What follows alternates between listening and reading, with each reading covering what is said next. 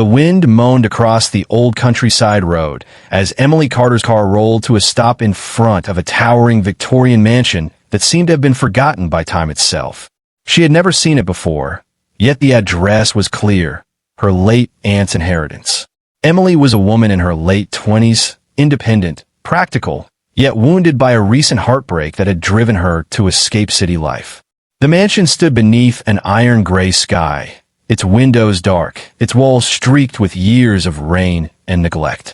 Still, there was a strange pull, an eerie curiosity that made her hand tremble as she turned the key and stepped inside. The air smelled faintly of dust and rosewood. A heavy silence pressed against her, as if the house was holding its breath. The lawyer's words echoed in her mind. Your aunt insisted this property be given only to family blood. Inside, the furniture was draped in white sheets, portraits stared down from walls, and a tall grandfather clock ticked faintly in the corner, though she hadn't wound it. Emily moved from room to room, her footsteps creaking over warped floors. The feeling of being watched lingered. She brushed it off, just nerves, she told herself. But when she unpacked that night, she noticed a door at the end of the hallway she hadn't seen before. It was slightly ajar, though she could swear it wasn't earlier. She closed it gently and went to sleep. Around midnight, a whisper dragged her awake. It wasn't the wind. It was softer, almost like someone calling her name. Emily, her pulse quickened. She rose, tiptoeing through the hall, and stopped near the same door. The knob was turning slowly on its own. Her breath caught. "Who's there?"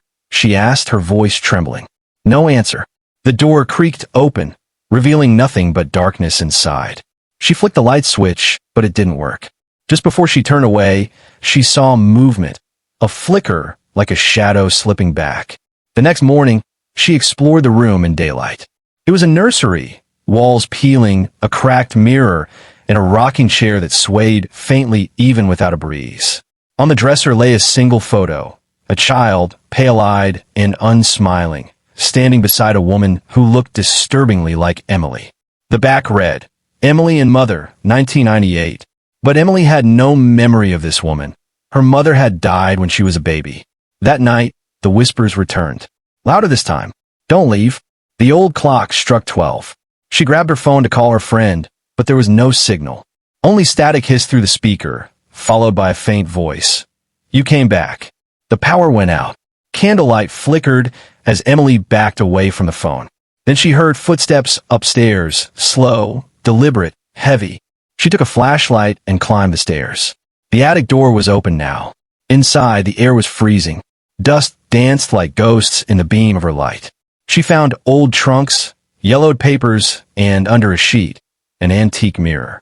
Its surface rippled slightly like water. Her reflection stared back at her, but her eyes weren't hers. They were dark, lifeless. And then her reflection smiled. Emily stumbled back, heart pounding. The mirror whispered in a voice that was hers, yet not hers. Welcome home. She fled downstairs, grabbed her keys, and tried to open the front door, but it wouldn't budge. Every lock jammed, every window sealed tight. The house groaned, as if alive, as if angry. She screamed, "Let me out!" And some invisible force threw her back against the wall. Pain shot through her ribs. The chandelier above her trembled violently and crashed to the floor in a shatter of glass and sparks. Then silence. When she woke, the morning light streamed in. The house seemed normal again. The front door opened easily. She ran outside, gasping for air, and didn't stop until she reached the small diner in town.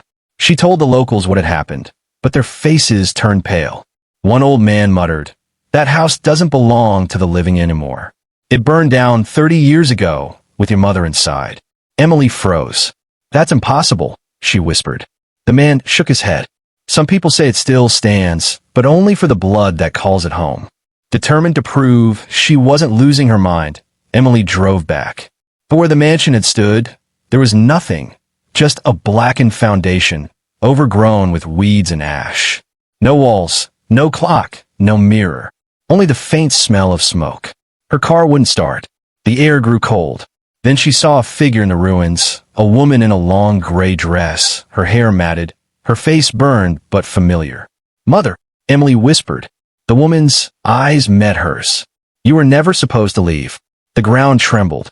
Shadows rose from the earth, wrapping around Emily's ankles, pulling her down. She screamed, clawing at the dirt as her mother's ghost reached for her hand.